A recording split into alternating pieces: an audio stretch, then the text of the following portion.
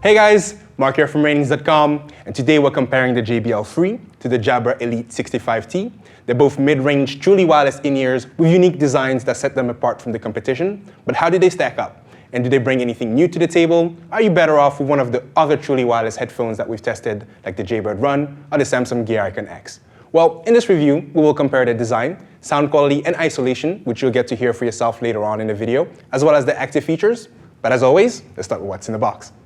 So for the Jabra, you have the charging case, the Elite 65T earbuds inside, the micro USB charging cable, the manuals, and 2 sets of silicone tips. It's about the same for JBL's box, so the micro USB charging cable, manuals, earbud tips of varying sizes, as well as 2 additional rubber sleeves to help you adjust the fit of the earbuds to your ears. Then you have the charging case and the JBL Free earbuds inside.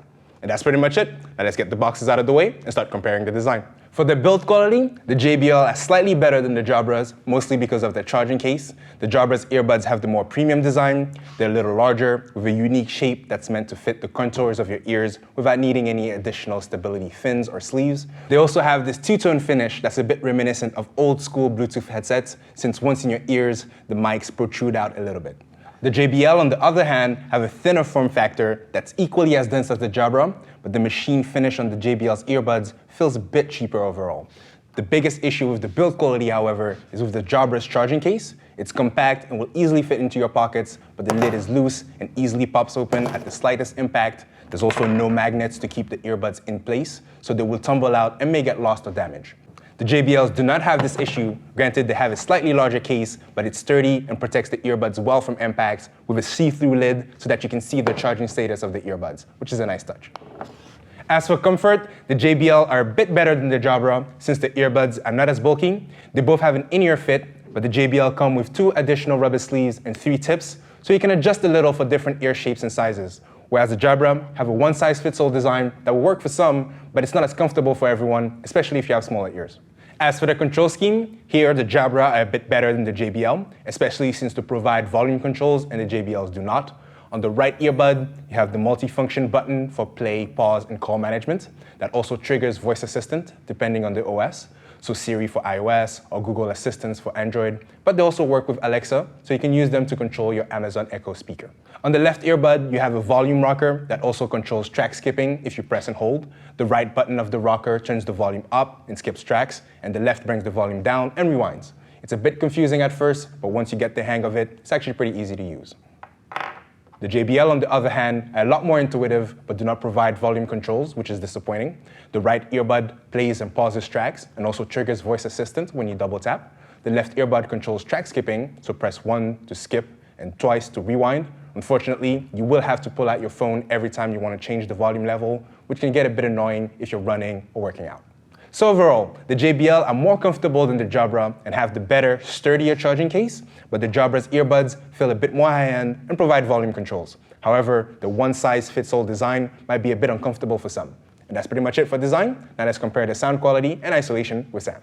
Both the Jabra Elite 65T and the JBL Free are decent-sounding headphones, but the better sounding of the two is definitely the JBL. But before looking at their measurement results, we're going to play a recording we have done with these 2 headphones, so you can get an idea about how their sound compares for yourself. Just keep in mind that this is a relative comparison and not an absolute one. So it is good for seeing which headphone has more bass or treble, for example, but you won't be able to judge their actual sound profile. And if you get one of these headphones and listen to the same track that we've used here, you most likely won't hear the same thing.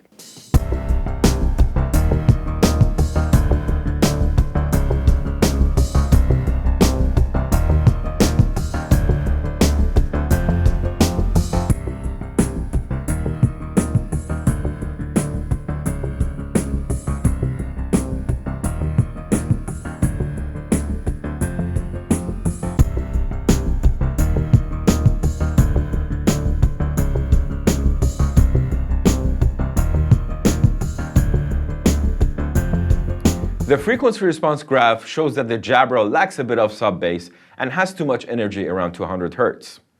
The lack of sub-bass means that they may not produce enough thump and rumble for those who listen to bass-heavy genres like EDM and hip-hop. But this won't affect other genres like rock or classical or audiobooks, and in general, lack of sub-bass is not very noticeable even on bass-heavy content. The bump around 200 Hz is more noticeable and makes vocals a bit thick sounding and adds a bit of clutter and muddiness to the overall mix. The 15 dB peak at 10 kHz means that the Jabra could sound quite sharp and piercing on S and T sounds, which will be mostly noticeable on vocals and cymbals. But depending on the shape and size of your ears, you may not experience the peak as intensely. The JBL in comparison has a pretty deep and extended sub-bass, a less cluttered mid-range, and a more balanced treble.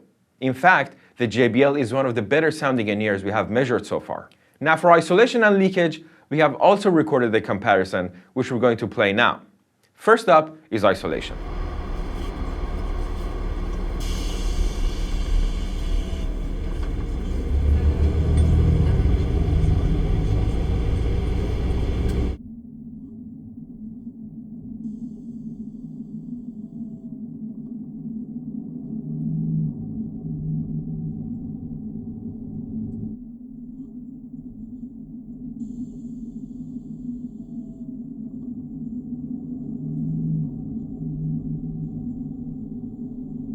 Looking at the isolation graph, you can see that the isolation performance of these two headphones is nearly identical and quite good.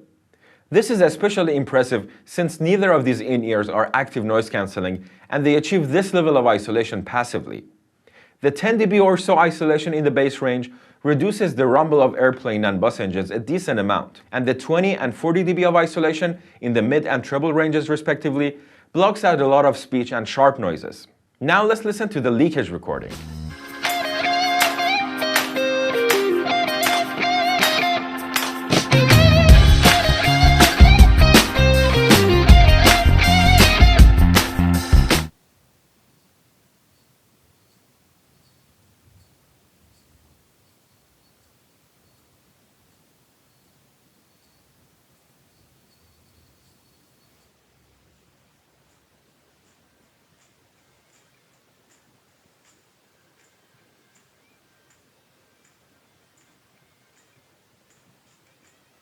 Again, as you can see here, the leakage of the Jabra and the JBL is nearly identical and almost non-existent.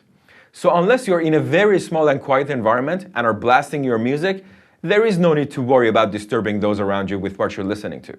Now let's go back to Mark for the active features.